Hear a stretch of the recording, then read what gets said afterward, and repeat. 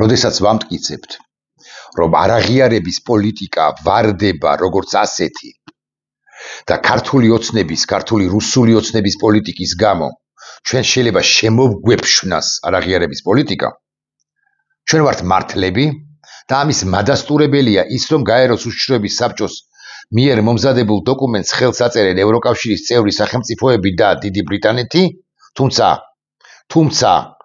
2008 წლის ომიდან 17 წლის შემდეგ პირველად ამერიკის შეერთებული შტატები არ შეუერთდა გაეროში საქართველოს მხარდამჭერ განცხადებას. ახლა ბევრი თქვენგანი იკითხავს, რატომ არ შეუერთდა, ხო ასეთი სამართლიანიაო ამერიკის შეერთებული შტატები და დიახ, ამერიკის შეერთებული შტატები იყო, არის და იქნება სამართლიანი, მაგრამ იმისთვის, რომ ამერიკის შეერთებულმა შტატებმა განუხრელად დაიცვას საერთაშორისო სამართალი და განუხრელად დაუჭიროს მხარი საქართველოს და განუხრელად ილაპარაკოს სტოლბილთა დაბრუნების აუცილებლობაზე და განუხრელად ილაპარაკოს იმაზე, რომ საქართველოს ტერიტორიის 20% რუსეთს აქვს ოკუპირებული და განუხრელად ილაპარაკოს თემაზე, სულ ილაპარაკოს თემაზე, რომ რუსეთი არის აგრესორი და 2008 წელს მოხდა ოკუპაცია, მაკა ბოჭორიშვილმა თანამდებობა უნდა დატოვოს. მაკა ბოჭორიშვილმა კი არა. მთლიანად საქართველოს დე-ფაქტო თავრობა უნდა გადადგეს, სადაც არის იქიდან, არც ვიცი, იურიდიული მექანიზმი როგორი შეიძლება იყოს და უნდა მოვიდეს საქართველოს ხელისუფლებაში პოლიტიკური ძალა ან ძალთა კოალიცია, რომელიც ამერიკის შეერთებულ შტატებს წაემუშავება ისე, რომ ყოველდღიურად, პრაქტიკულად ყოველდღიურად დაუდასტურებს პატივისცემას ერთის მხრივ და მეორეს მხრივ ბრჭყალებში დაავალდებულებს, რომ ამერიკის შეერთებული შტატები იყოს საქართველოს მხარდამჭერი ლიდერის სახელმწიფო. საქართველო ამოვარდნილი არის რა მსოფლიო გლობალური კონტექსტიდან და მასზე პრაქტიკულად აღარ ლაპარაკობს. მაგიდაზე მისი თემა არ არის რა, მათ შორის არ არის თემა არაღიარებისა, სეპარატისტული, რუსეთის მიერ მხარდაჭერილი რეგიონების არაღიარების თემა არ დევს მაგიდაზე და საგარეო ფრონტზე ამგვარი სვრის შემდეგ, ამგვარი პოლიტიკის წარმოების, უბრალოდ უპოლიტიკო, არაპოლიტიკური პოლიტიკის წარმოების შემდეგ მივიღეთ ჩვენ ის, რომ 17 წლის თავზე ომიდან ამერიკის შეერთებული შტატები ჩვენს ტერიტორიულ მთლიანობას არ უჭერს მხარს და ეს ნათელი დადასტურებაა, რომ ტენდენციის თვალსაზრისით შეიძლება რომელიღაც ეტაპზე ამერიკის შეერთებულმა შტატებმა თქვას, ამერიკის შეერთებულმა შტატებმა და არა რომელიმე აფრიკულმა სახელმწიფომ ან სამხრეთ ამერიკულმა სახელმწიფომ, რომ პრინციპში შეიძლება რუსეთთან ლაპარაკი თემაზე ვისია აფხაზეთი. ან ვისია ცხინვალის რეგიონი, ან ვისია ორივე ძირძველი რეგიონი ჩვენი ქვეყნისა. კვლავ ვიმეორებ, ეს არის მაკა ბოჭორიშვილის ნაკლებად, ირაკლი კობახიძის მეტად ვიდრე მაკა ბოჭორიშვილის, მაგრამ ყველაზე მეტად ბიზინა ივანიშვილის პოლიტიკის შედეგი. არავის ესენი არ ელაპარაკებიან. და ძალიან მნიშვნელოვანია, სწორედ იმიტომ, რომ რომელიღაც ეტაპზე ეროვნული კატასტროფის წინაშე არ აღმოჩნდეთ, ამ დე-ფაქტო ხელისუფლების მოცილება რა გინდა რა გზით მეთქი ასე გეტყვით, იმიტომ რომ ის რასაც ესენი სჩადიან, არის სახელმწიფო გადატრიალება და ღალატი. და ღალატი არის არა მხოლოდ განცხადება ვინმე პაპუაშვილისა, არამედ პოლიტიკაც ვინმე ბოჭორიშვილისა და ვინმე კობახიძისა და რეალურად კი ბიზინა ივანიშვილისა. ამ პოლიტიკას ჰქვია ბალახზე დაბლა, აი ნიჟეტრავი, ხო, ბალახზე დაბლა და წყალზე უჩუმრად მოძრაობა, სისინით მოძრაობა, ქვეწარმავალივით და ამგვარი ქვეწარმავლობა, უჩუმარი ქვეწარმავლობა დღევანდელ მსოფლიოში უბრალოდ არ ჭრის. დღევანდელ იმ მსოფლიოში არ ჭრის, რომელშიც ბევრი რამ ხდება, განსაკუთრებით უკრაინის კონფლიქტთან დაკავშირებით და ახლა მე გაგაცნობთ ბოლო ამბებს, ბოლო ინფორმაცია ამბებს იმასთან დაკავშირებით, ანალიზსაც დაურთავ, რა ხდება მსოფლიოში უკრაინის კონფლიქტთან მიმართებაში. იცით თქვენ, რომ პრეზიდენტმა ტრამპმა პრაქტიკულად მიიყვანა ორივე დაპირისპირებული მხარე, პრეზიდენტი ზელენსკი და პრეზიდენტი პუტინი მოლაპარაკებათა მაგიდასთან. არა, მაგიდა ჯერ არ გაშლილა, სუფრა ჯერ არ გაშლილა ერთმანეთისთვის თვალებში ჯერ არ ჩაუხედავთ, ვოლოდიმერს და ვლადიმირს. მაგრამ ყველაფერი მომზადებული არის უკვე საამისოდ. ეგ კი არა, ქალაქიც კია შერჩეული, რამდენიმე ქალაქი, მაგრამ 1-2 ქალაქი დაწინაურებულიც კია, სადაც ამგვარი შეხვედრა უნდა გაიმართოს ჯერ ორთა შორის, ანუ ზელენსკისა და პუტინს შორის, მერე ამ ორეულს უნდა შეუერთდეს პრეზიდენტი ტრამპი, უნდა დაიჭიროს ორივეს ხელი და ხელი უნდა ჩამოვართმევინოს ერთმანეთისთვის, შესაძლოა ვუტრირებ ან ხატო უნდა წარმოვადგენ, მაგრამ დაახლოებით ასე წარმოვიდგენია მე სცენა, ცეცხლი უნდა შეწყდეს, რუსეთმა უნდა დათმოს A ტერიტორია, უკრაინამ უნდა დათმოს B ტერიტორია, დათმოს არასწორი სიტყვა, მოკლედ უნდა შეწყვიტონ ცეცხლი, უსაფრთხოების გარანტიები უნდა მიიღოს უკრაინამ ამასობაში, რუსეთიც ცდილობს ამბობდა და ამბობს, რომ ჩინეთიც და რუსეთიც კი უნდა იყოს უსაფრთხოების გარანტორის მიმცემი უკრაინისათვის დარჩენილ მის ტერიტორიაზეო, წარმოიდგინეთ აგრესორი ამბობს, რომ მე მივცემ უკრაინას უსაფრთხოების გარანტიასო, როდესაც მასვე აქვს დარღვეული უკრაინის უსაფრთხოება წლების განმავლობაში, წლების წინ და ახლაც მიმდინარე პერიოდში. მოკლედ ყველაფერი კარგად მიდის, ან ისე მიდის, როგორც უნდა მიდიოდეს, ვიღაცამ შეიძლება კრიტიკულად შეაფასოს ეს ყველაფერი, მაგრამ რუსეთი რისი რუსეთია, თუ ის არ ეცდება ჩაშალოს ამგვარი საბოლოო შეთანხმება, რომლის შედეგიც მისი მიჯირყვნაც არის, მისი კუთხეში მიმწყდევაც არის, მისი ერთგვარად დამარცხება ან არაგამარჯვებაც არის. ხო და რუსეთი მაქსიმალურად ცდილობს, რომ ამ დიპლომატიური ჩიხიდან, რომელშიც აღმოჩნდა ტრამპის პოლიტიკის შედეგად, როგორღაც დაიძვრინოს თავი. როგორ უნდა დაიძვრინოს? რა არის ის ლოგიკური ან ვერბალურ ლოგიკური დასაბუთება, რომლის შემდეგაც რუსეთმა უნდა თქვას პრეზიდენტმა პუტინმა, შლეგმა ლიდერმა, რომ მე ამ მოლაპარაკებებში ამ და ამ მიზეზის გამო არ მივიღებ მონაწილეობას.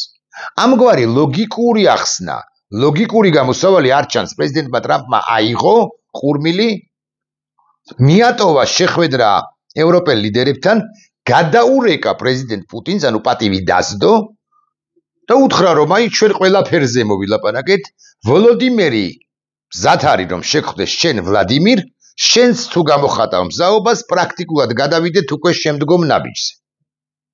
პუტინმა ამოილუღლუღა იმ სატელეფონო ზაუბრის დროს, რომ რასაკვირველია ის თანახმა აბარას ეთყოდა ტრამპს იქვე.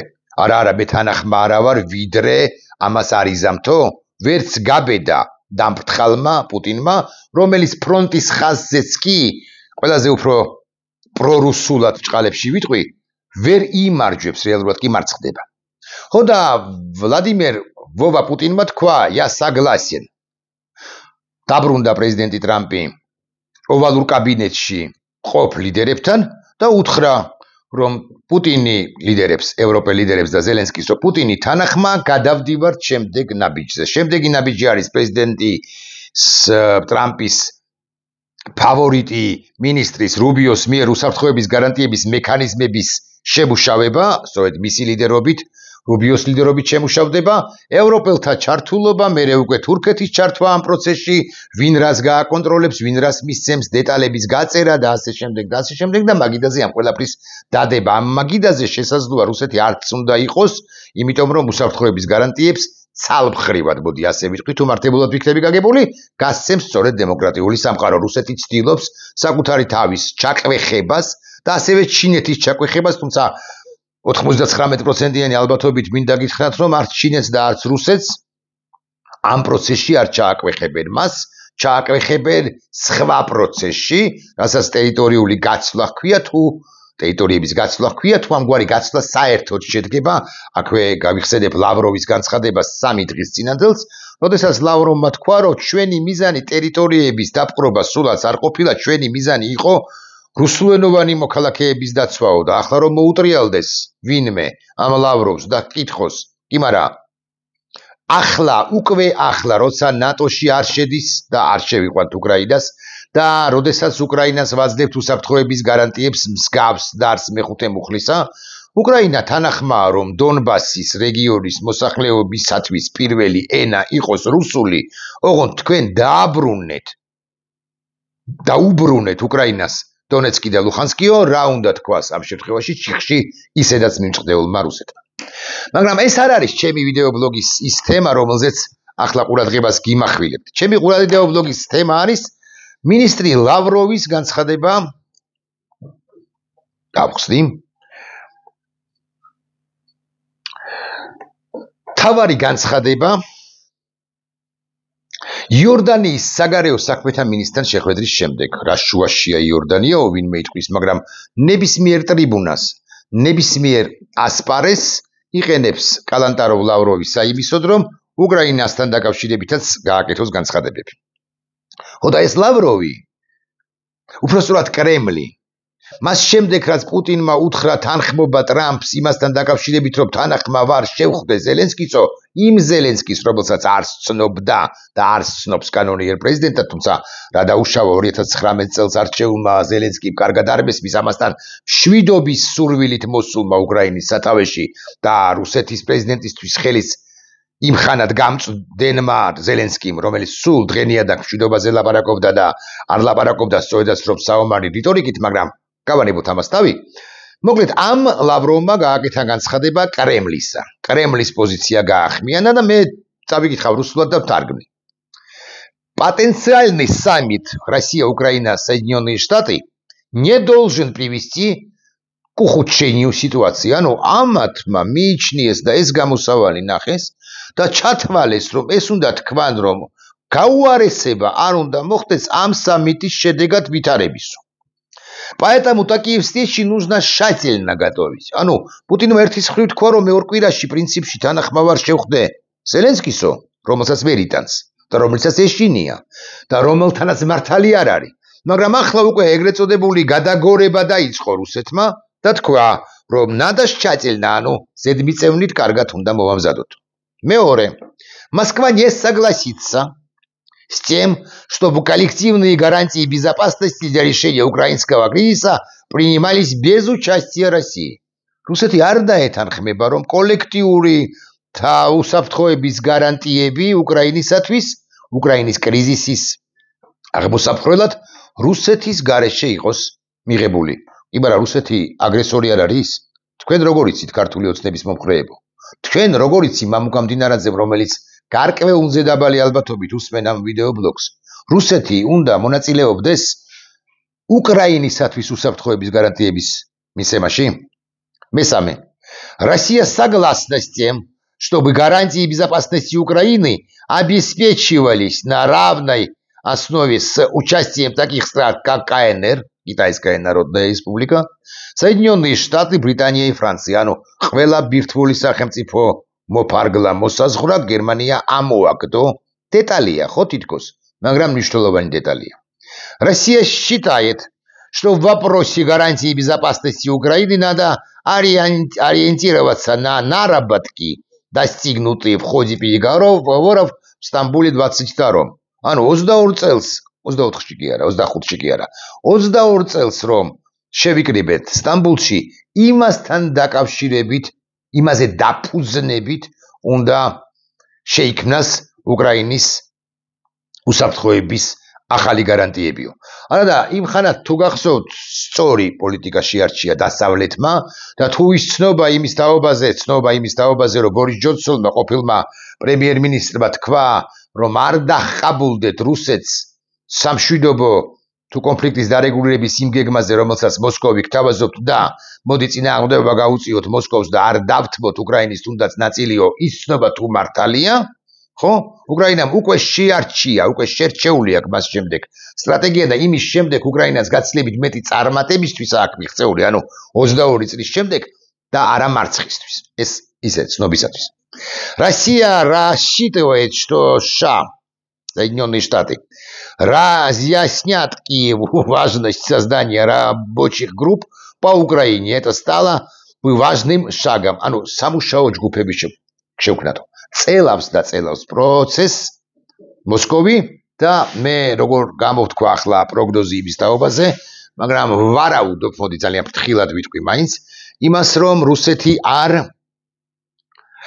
მოდი სხვაგვარად ვიტყვი, რუსეთი ყველაფერს გააკეთებს საიმისოდ, რომ ჩაშალოს ამ სამის შეხვედრა, რომელშიც ეგრა მაგის პასუხია და ევროკავშირსაც უნდა მონაწილეობის მიღება.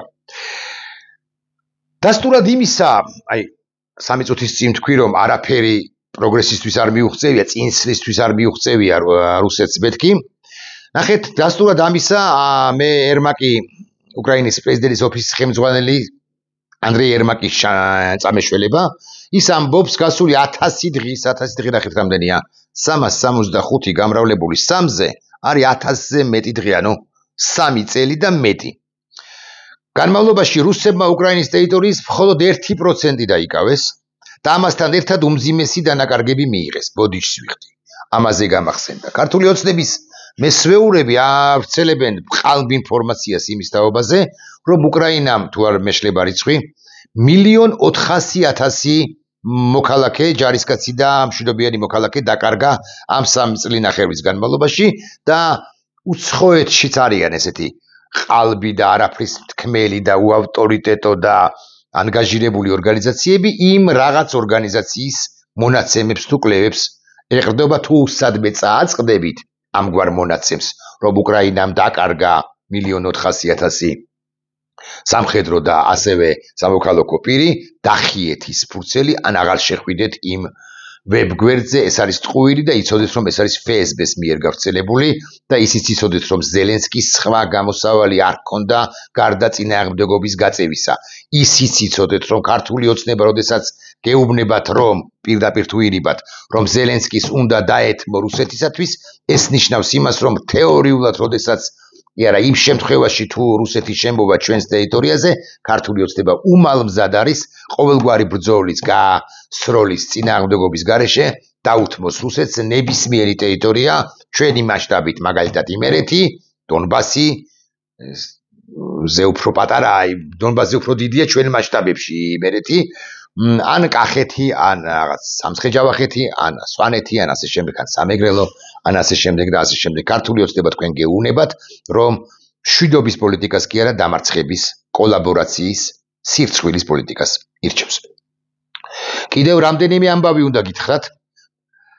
ცნობილი ხდება, რომ უკრაინა ერთ დღეში ფლამინგოს ტიპის ერთ ფრთოსან რაკეტას აწყობს. ეს ფლამინგო 3000 კილომეტრზე მიფრინავს. მე გთხოვთ, რომ ამ ვიდეო ბლოგს ნახავთ თუ არა, დაახლოებით მოსკოვიდან აიღეთ, არა, გაცრავად კიევიდან აიღეთ და ესეთი აღმოსავლეთით, ურალს იქით გასწვდით, რამდენია 3000 კილომეტრი. თქვენ აღმოვაჩენთ, რომ ამ ფრთოსანი რაკეტებით უკრაინას ძალიან შორ მანძილზე სროლაც კი შეუძლია, მოსკოვზე აღარ ლაპარაკობ, ულახდელად გეტყვით. წარმოებელი კომპანიის თანამშრომლების თქმით, რაკეტას შეუძლია 3000 კილომეტრი, არ შემწდარვან. მართვადი რაკეტის მიზნიდან 3000 კილომეტრი GPC დახრილი ხაზი INS-ის მართვადი რაკეტის მიზნიდან მაქსიმალური გადახრა 14 მეტრს შეადგენს, ანუ სტომილება არის 14 მეტრი. ესვრიან კრემლს მოხდება 14 მეტრით მარცხნივ მავზოლეუმს, რომელიც წითელ მოედანზეა. კიდევ ბევრი ინფორმაციის გავრცელება თქმა შეიძლება,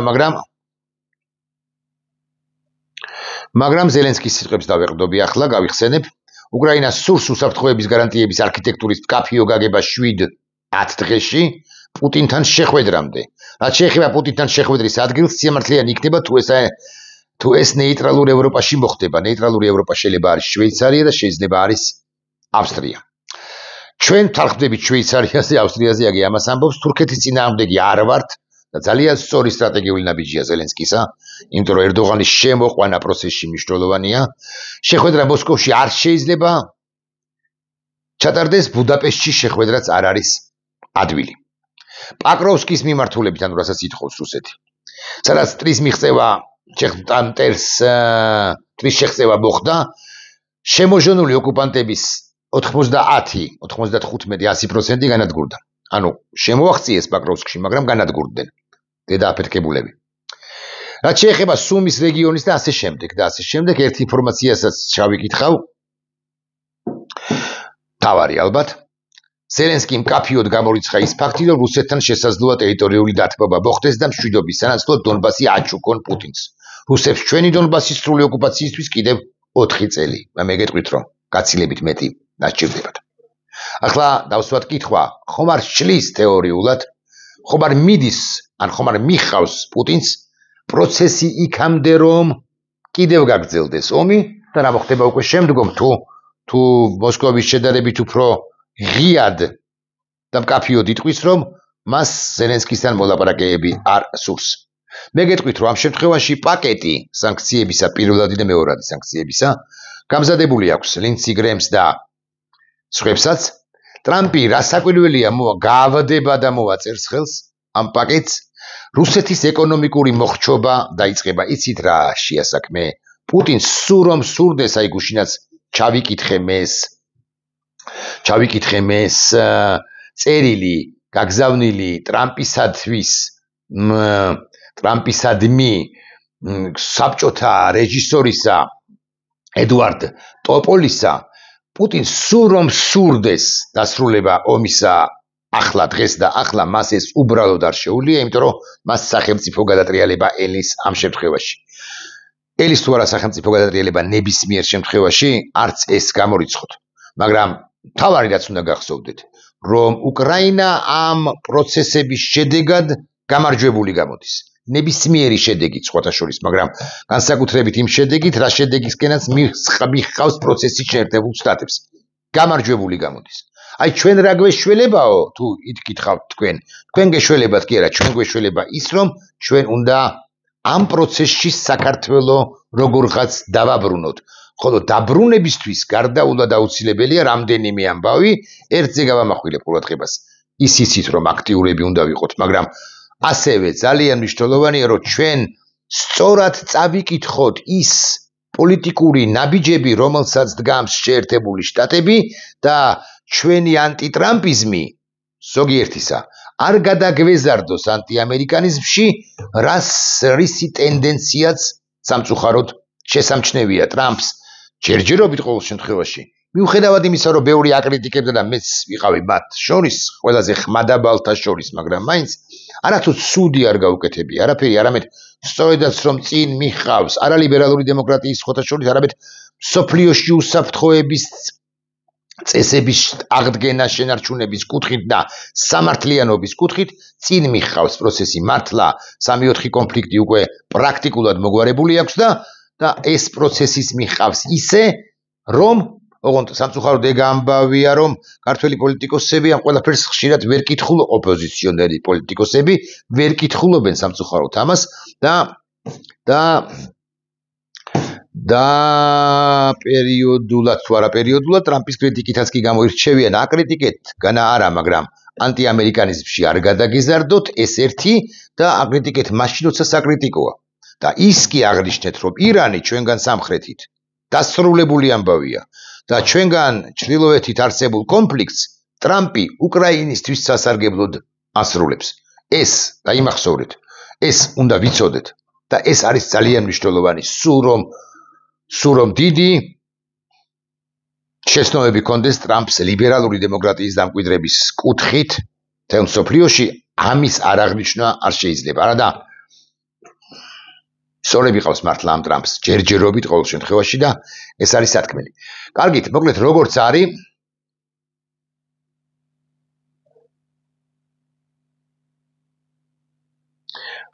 არის. ნახვამდის.